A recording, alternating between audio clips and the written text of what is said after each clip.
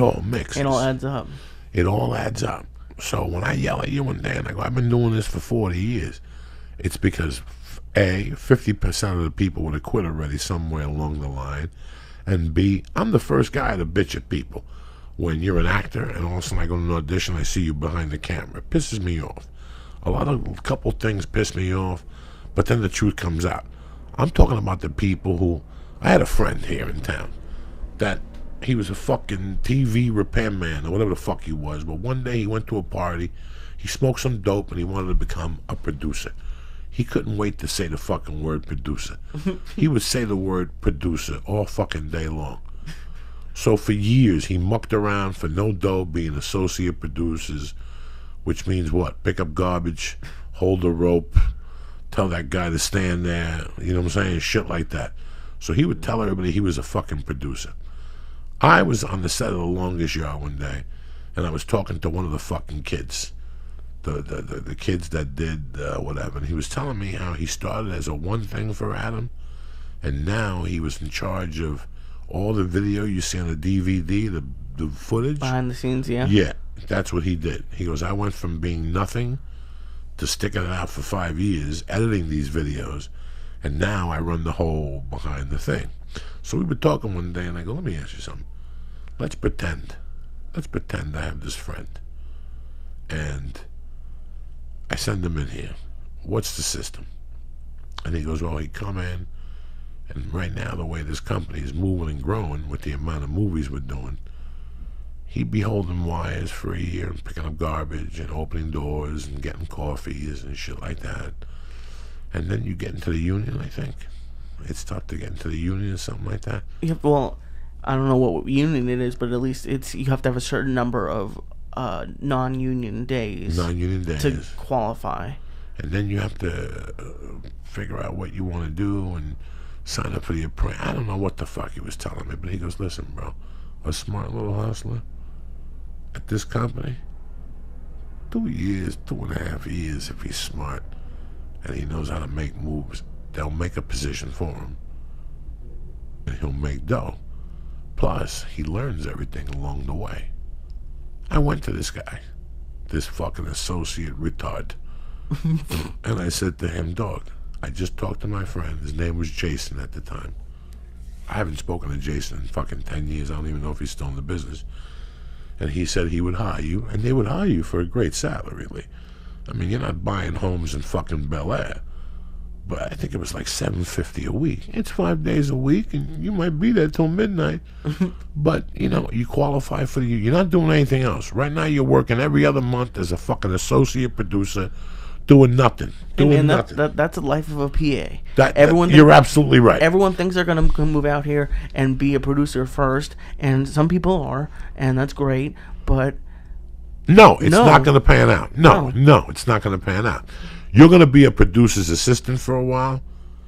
Yeah. For like a year, you know what I'm saying? Coffee. And that's not great either. Meetings. No, it's a fucking getting humiliating. Yelled at, getting manual. Yeah, but you're understanding his world before you dive in completely.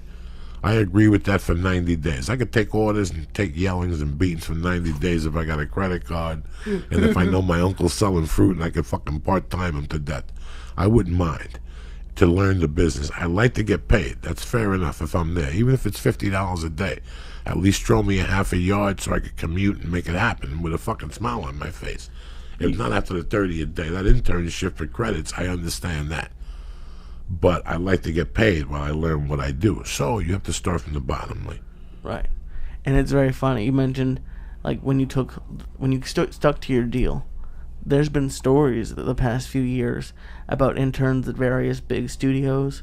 They're like, oh, I think it was like NBC, like they couldn't go to the bathroom or something, and one before that at SNL was like, oh, we didn't learn anything, we just got coffee. Those people, they sued the places that gave them internships, and I guarantee not one of them is working in the business. No one would hire anyone who sued the place that gave you an internship. That's what interns do. Like, as an intern, I was working nights. I'm not supposed to work nights as an intern, digitizing tapes. But fuck it, you do whatever, you say yes to everything. And it seems like the older you get or the more experience you get, you just get to say no to a few more things. That is fucking crazy. That is crazy. That's like, I mean, when I came here, it's like extra work being an intern. Yeah, fuck yeah. It's like extra work. And I got to be honest with you guys, I was an extra one time in a tape in Seattle. And that was it. The time on, what's that show I was on that they made me an extra when I got there? Oh, was it 2.5 Men? No, the other one. The fucking other one with the fucking nerds and the three chicks. Big Bang Theory, One of those. You know what's funny, man? I was thinking. Oh, 2.5 Men. No, How I Met Your Mother.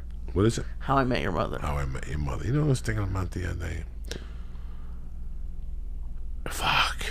You forget about people in your life, man. You really forget about situations in your life. I knew this guy for a long fucking time. Hello, goodbye. He was always fucking very quiet around me. Every once in a while he would talk to me about something. But between you and I knew he wasn't interested in what I had to say, And fucking, I got arrested. And my name came out in the paper. And I disappeared for 4 weeks, and I didn't see him for a while. And eventually, he found out that was me in the paper. He put two and two together. He wasn't stupid. And I got out of jail. I got out on bail. And I fucking saw him like 3 days later. And that day he was a little standoffish. But then he turned and he called me over and he came over and he asked me what happened. And he goes, is it true what I read in the paper? And I go, you can't believe what the fuck you read, but I was involved in something. And he asked me what happened and he asked me what was I going to do. And blah, blah, blah, blah, blah, blah, blah, blah. And this guy says to me, listen, I got to be honest with you. You always have a suit on. I know you're a salesman. But your demeanor, I would love for you to work for me. He goes, for years, I wanted you to come over and sell insurance. I just didn't know how to get your attention. And I go, you fucking see, that's why you look at me all fucking weird all the time. And he goes, I could just tell there was something about you that if I could get you selling insurance, you'd be a good agent or whatever. He goes, I guess that dream went out the window. Now you're going to have a felony. What's going to happen to you? And I go, I don't know. I'm looking at, 15 fucking years. I don't know. He asked me if I was going to flee. I said, not at all. I go, nah, I don't think so. Where the fuck am I going to go? And one thing led to another, man. He would see me and wave and wave and wave. And maybe 3 months later, he said to me, hey, man, are you working? And I go, well, I'm kind of working. I'm working part-time here and I'm doing this.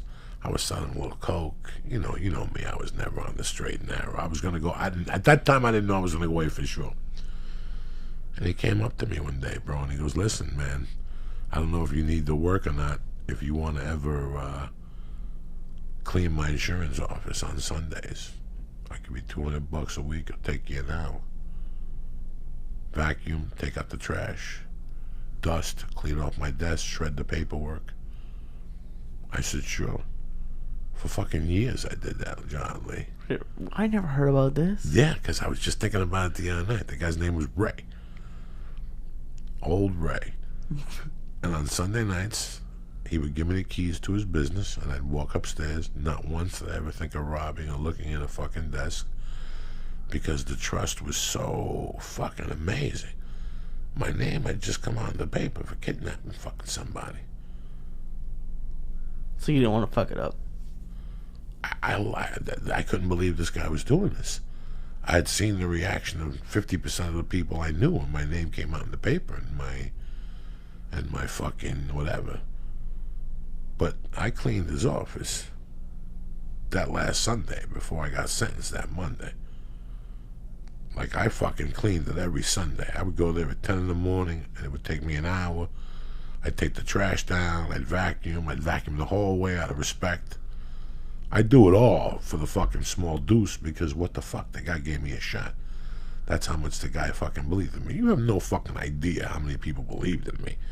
This is the universe. Sometimes you don't have family, but sometimes the universe has a certain way of letting you know they believe in you. I got locked up.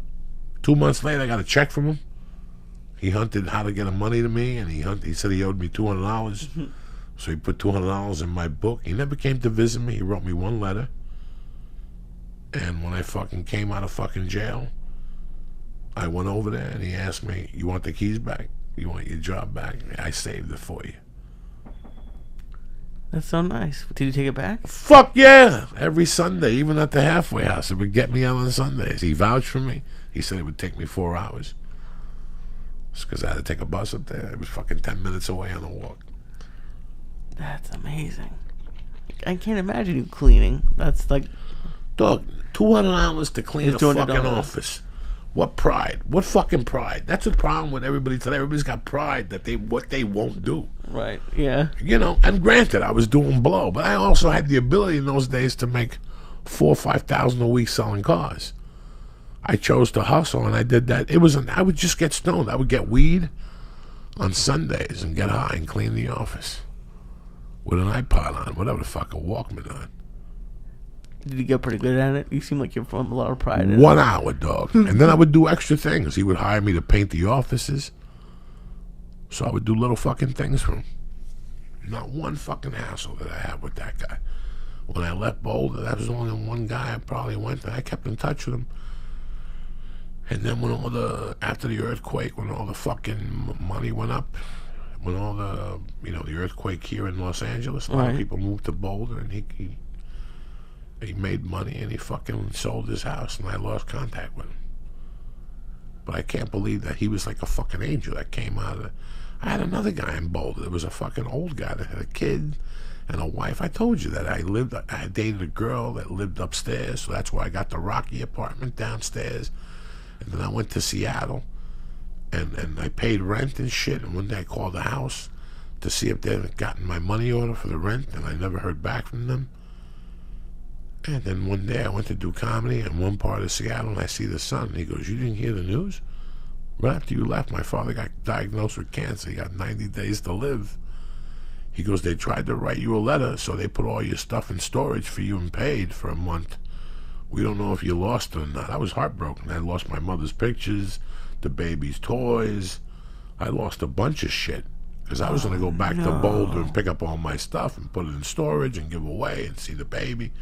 Once he told me that, I was fucking horrified. But that dude had kids and a wife, and he was old. And after I dated that girl and she left, I took the apartment downstairs. Well, me and that guy, I used to come out at night. He'd be out there by himself, and I used to offer him weed. This guy was older than fuck, Lee, and he would take 2 hits of weed, and once a week he would smoke pot with me. And then I started taking him to the movies with me. Like, what are you going to do? Sit there? Let's go to the movies. So me and him would go to the movies on Monday night. And he'd go, "Man, I do more with you than what I do with my kids." I always had that. Like, I never understood people having parents and not getting involved with them. Even you went to 18 movies with your dad. I laughed at you, but I loved every minute of it. You were both high. That's you what were we eating do, man. stars. I mean, that's what him and I like to do. We just, we've gone to movies my entire life. 400 episode, motherfuckers. And as usual, we never forgot. You know what I'm saying?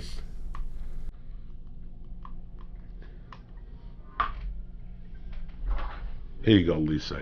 Come over here, sit next to your Uncle Joe. It's time for a fucking... Come on, hurry up before the fucking song ends here. While we're still young.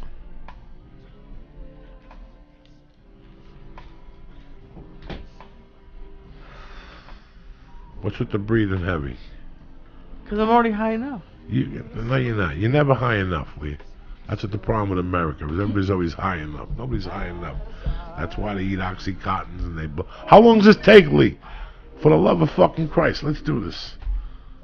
We're going deep. It's the 400th episode. People stealing pills from their grandmother. Come on. Let's go. Come on. We used to do... Suck that Negro, Lee. There you go. Lift that fucking thing. That's Grandpa. Drop that knowledge. Love's company. There you go. See? Who's better than you? Look at you. The fuck is better than Lee Syatt? There you go. I respect for Tony Bennett, cocksucker. Oh, it's not all of them. Oh.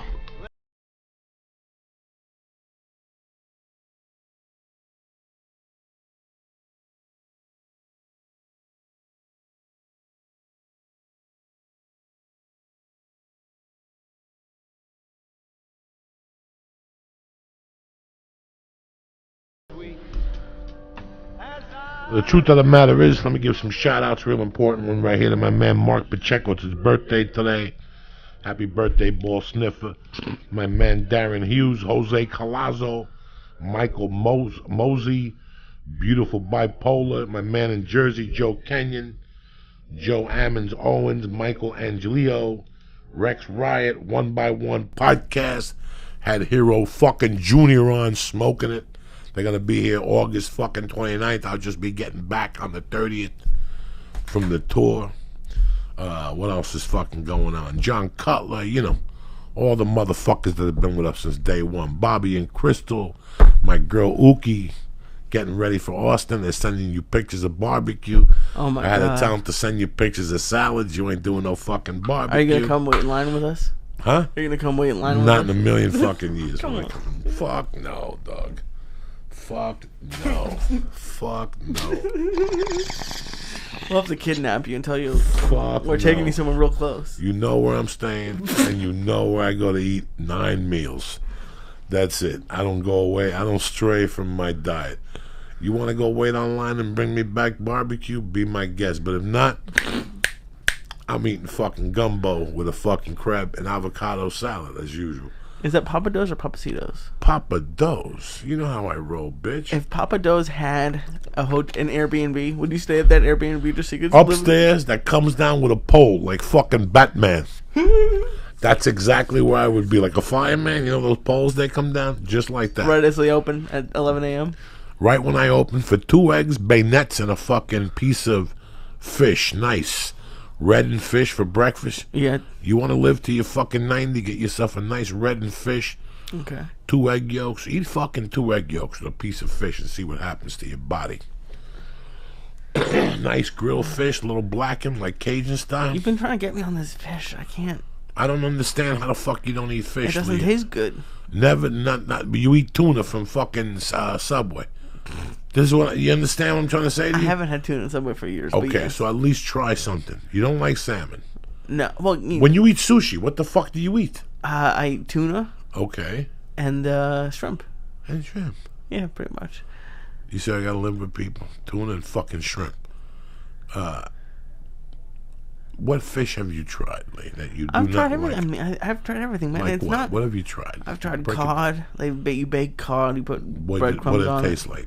Tastes like fucking fish, man. I don't know, but it's in.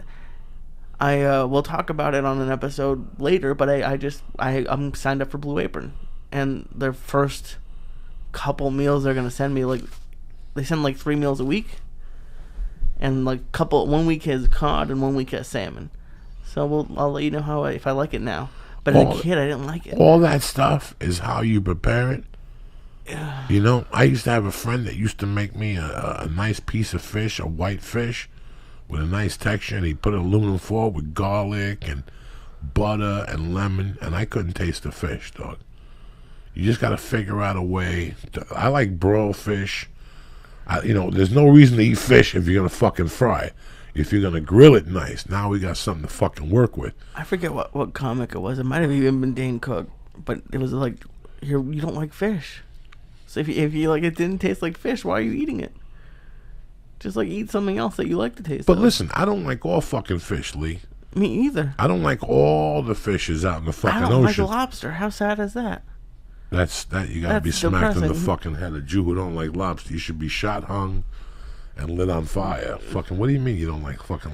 But you had the spicy lobster up at that place. That was fucking delicious, but that was fried and had spicy sauce. But you don't like lobster dipped in butter? Nope. I could see that. You eat clams? Fried and then clam chowder. You've never put red sauce on a clam and sucked that motherfucker? I've done it a couple times. It's what I imagine. It's like to swallow like a blowjob. It's squiggly. It's terrible. How do you know? That's what I would. One time, I don't know. But my dad worked at Legal Seafoods. Hey, listen, and I worked man. at Legal Some Seafoods. people. I tried everything. I like it. I don't like. You know what I like? Swordfish is pretty good, but that's really like meaty. That's like pretty steaky. It's steaky, yeah. But it's got black spots on it, and when you eat that black spot, it's like fucking emulsive of cod. It's the heart of the fucking fish. Oh, really? Yeah. If you bump into those stains, whatever they're called, I don't know exactly what they're called. It's like, I used to eat a lot of that stuff on kebabs. Right. So I take swordfish, cut it, and put it on a kebab with green peppers, onions, bell peppers, and some shrimp. And I'd marinate it in like a, what's that shit they give you at a Japanese restaurant? Soy sauce. No, the other one. The fucking Japanese ones when they throw fucking knives up in the air and shit. I had a sauce like that. I used to marinate the swordfish overnight. Way. You come home, you put it on the fucking grill. It's all over. See, half of that stuff is the marination, Lee. It's like lamb. You ever have lamb? It ain't the best fucking thing in the world. Lamb is delicious. I don't like it in a lot of ways. Like I like veal scallopini and shit like that. But lamb is too gamey for Uncle Joey. Since I was a kid, I'm not big on that last game. Jelly, a little lamb. No, but growing up, Mrs. Hartman used to take the fucking lamb, cut it into cubes, and marinate it for 2 or 3 days. And then she'd take that lamb and put it on a fucking grill. You thought you were eating a kebab, but you were eating a lamb chunk that was juicy, delicious, it would melt in your mouth. And I ate 2,000 of them at one fucking time. And I didn't give a fuck it was lamb. It's how you marinate that stuff. The same thing with fish. My wife makes fucking horrible salmon. God bless her soul, she fucking tries. It's a nightmare. I eat 3 pieces and I gotta throw it away and give it to the cats when she's not looking. The cats are looking at me like, we can't even eat this fucking salmon. It's either dry. Then I was buying it from the place already with the marinade on it, and that was even worse. I talked to my wife about it like a man. I go, I couldn't even eat it, Terry. So she looked at the fucking YouTube. We went over it, and we bought it, and she started buying this garlic butter, and it's completely different now. It's completely different. She marinates it a little bit. She puts it on a fucking grill. It's tremendous. I think fish is marination and how you cook and preparation. I'm down to try it, man. You have this urge to fucking become the chef of the future lately. You bought the fucking kettle pot, the crock pot. It was great. I had no, and I like that you do, Lee. Dude, I've ate out consistently. I gotta tell you for something. Years. The other night I had a conversation with Lee that my head almost blew up at 1 a.m. The next morning I realized that sometimes Lee is just crazy. And then, you know what, man? Marijuana makes you do some fucking weird shit. Because when I first invested in those stars, I couldn't stop. That banana bread had us going crazy for a while. First off, you're eating a piece of fucking pound cake with chocolate chips in it. And eggs and butter. Yeah, it can't be good for you. That clogs up your fucking arteries. Right. And now you're eating potato chip stuff and fucking... what was I stuffing in my face for a few weeks? Those captain's booties. Oh, pirate booty. Pirate booties that belong to my daughter. My wife would be furious. Good, and those aren't very many calories. Listen, I don't give a fuck. You shouldn't be eating those fucking things. The other night, Lee told me he got wings from where? Pizza Hut. Now wait a second. No. Okay, I went to Big Wings once. I don't like Big Wings. Okay. I'm sorry. The one I had an experience that was not good. There's no Buffalo Wild Wings that close. You one time, for your honors, for Exhibit A, one time you had Pizza Hut at your daughter's event, I think, and it was delicious. She's 3. She wanted pizza. When you're 3 and you want pizza, first of all the pizza's so bad in this fucking town that it doesn't matter. The reason why I got Pizza Hut is because on Friday at school, they get Pizza Hut. So when she told me she wanted pizza, I got Pizza Hut.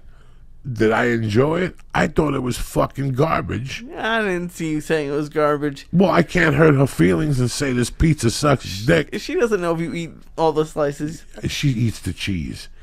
My point taken, that was the only time I ordered Lee. Because there was a 3-year-old that wanted pizza, and I wanted to get her the same pizza they eat at the school. Well, I would never... Well, then I'm a 3-year-old at heart. Ever in my wildest imagination, just because of something embedded in me, would I disrespect who the fuck I am at any level, at any point in my life. Even when I was doing 8 balls of blow and I had no respect for myself, would I disrespect myself by eating that fucking pizza? and letting people know I gave up on society and I gave up on fucking. I can't do that. Well, that's why I got wings. I think I only got wings. So you just called down there and got 6 wings, and they No, I delivered. got 8 wings, and I picked it up. 8 wings. You went all the way down there for I was 8 already fucking there. little AIDS infested. I was already wings. there, and they were good. They were big wings. I just can't believe that you And- have but- no idea. but- That you see the workout he posted today, guys. I got to be honest with you guys, and I'm not blowing smoke up Lee's ass. Half you guys that listen to the podcast cannot do that workout he did today. And I know somewhere Lee stopped and breathed heavy. No. But I will tell you, a lot of people can't do that. That's what pisses me off about Lee. It's heavy the whole time. That at this age, he puts this much work in to go over there and get yourself 8 wings that are not only... I mean, listen, we're all trying to be fucking individuals here in this time of fakeness. You know, if you were watching this,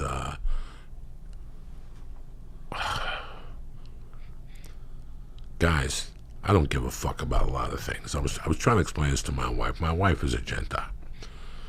My wife is a fucking Gentile. I don't know, guys.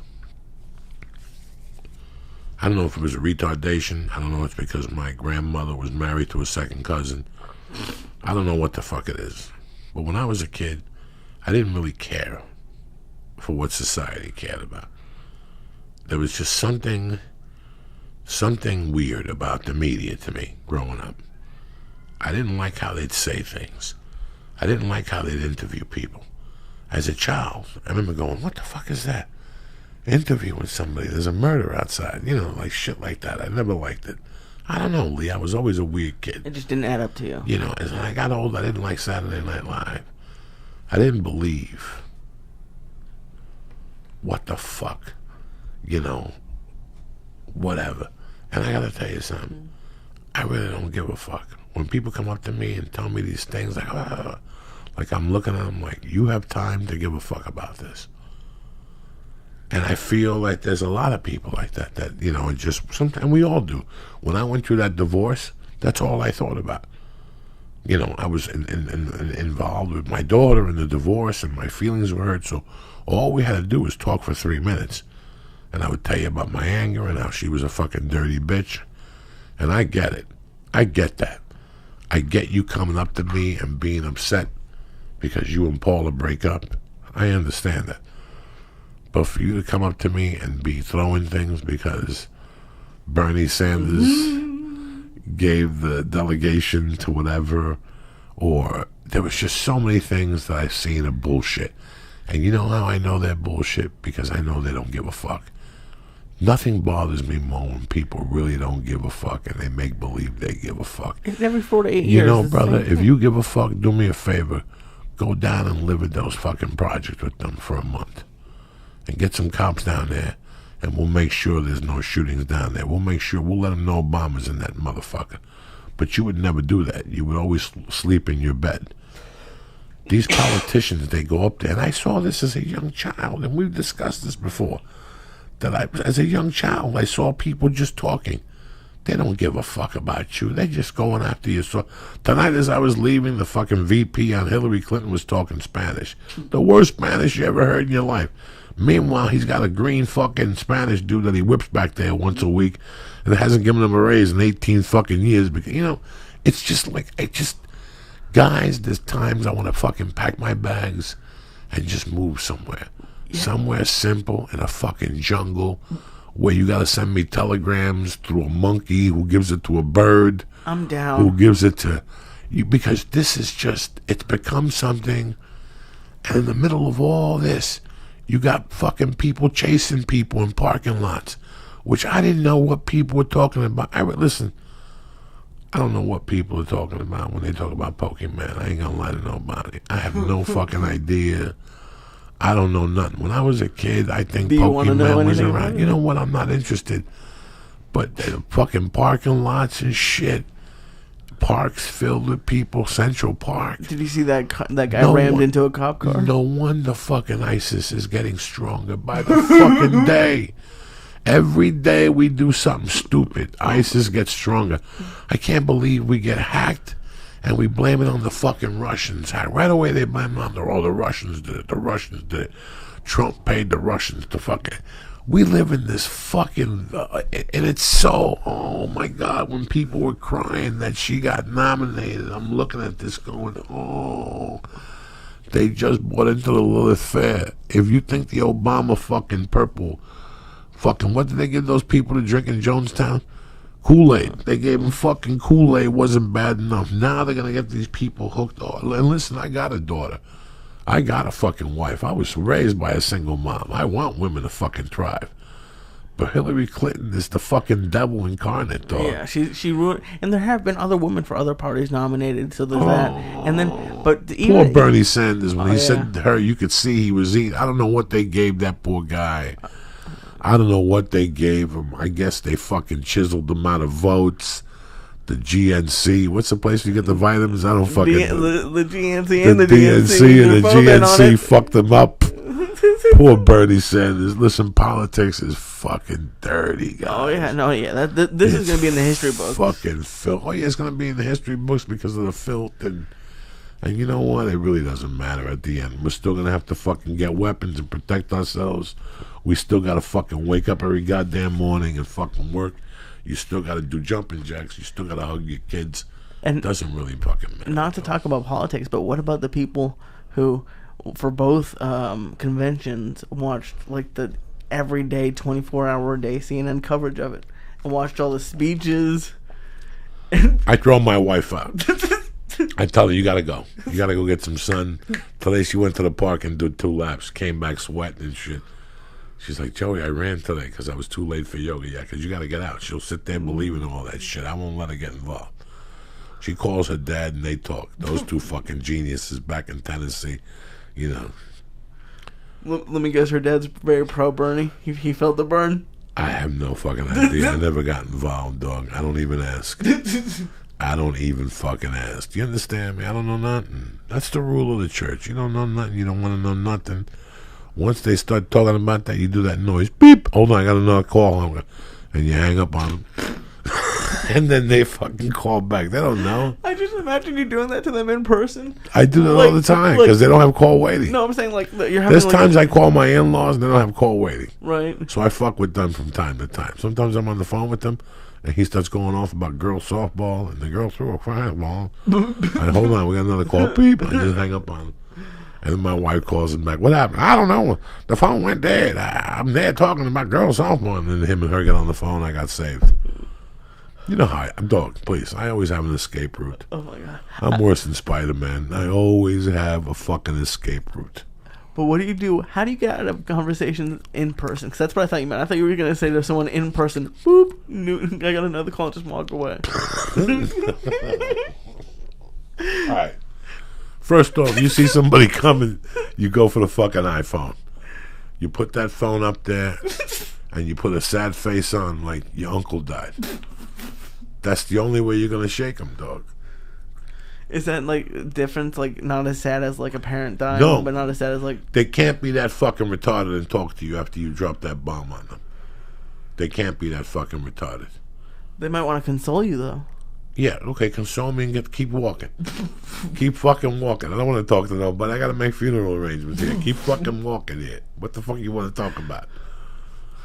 I think the worst thing ever done to me was my wife forgot an ingredient in something she was about to cook. And right before I killed her, she sent me on a mission. This is when we lived on Schrader in Hollywood. It's the worst thing that's ever happened to you. Oh, whatever. And I'm sitting there. But the problem was, this wasn't at Ralph's. I didn't have to go 2 blocks away. I had to go up to fucking Cahuenga to the Spanish supermarket. Okay. They have a, what do you call that shit? Deli? A Mexican supermarket on Cahuenga, right before the 101 on the left-hand side. I think some Arabs bought it, but I used to go there when it was Mexicans. They'd have the chickens hanging. Nice. They roasted chickens. They had a little Mexican food every day. They had soups. They were working under the radar, you know what I'm saying? But they made a mistake on coconut water.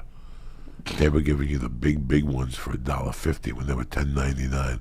I was going in there and buying 10 of them. Those Mexicans didn't know what was going on. I love that you found a good deal. Oh my God, they didn't know. They would make, everybody else had them for like $8. They were selling them for $1.99. They made a mistake. They thought it was the 16 ounces. They really had like the 32. I was going in there every day and getting 2-3 of them for fucking $2 a piece. Nobody knew. I didn't say nothing to nobody. I didn't tell nobody about that sale. This was a nice little Spanish market right on Cahuenga. And they had nice steaks, cheap, nice pork chops. You could go in there. They had fresh meat on a daily. It wasn't a corporation, you know what I'm saying? It was just a couple Mexicans, the same ones you see up here on Burbank Boulevard. But you get nice meat up there. That one place right there where we drive past all the time on Burbank Boulevard and fucking Vineland. The Carnicieros or whatever? It's like they have the pho's and all that. They got like pho and Chinese cuisine. I would never go in there because they're mixing flags. I go in there and I order lo mein, they give me pho. I got to stab one of those Asians, you understand? I got to go out of there flaming with fucking knives. So, but next to that place is a Mexican market where they got the goats back there and you get them stabbing animals and chickens. It's as fresh as fuck. We're going in like fucking Marines, you understand me? Welcome to church, motherfucker.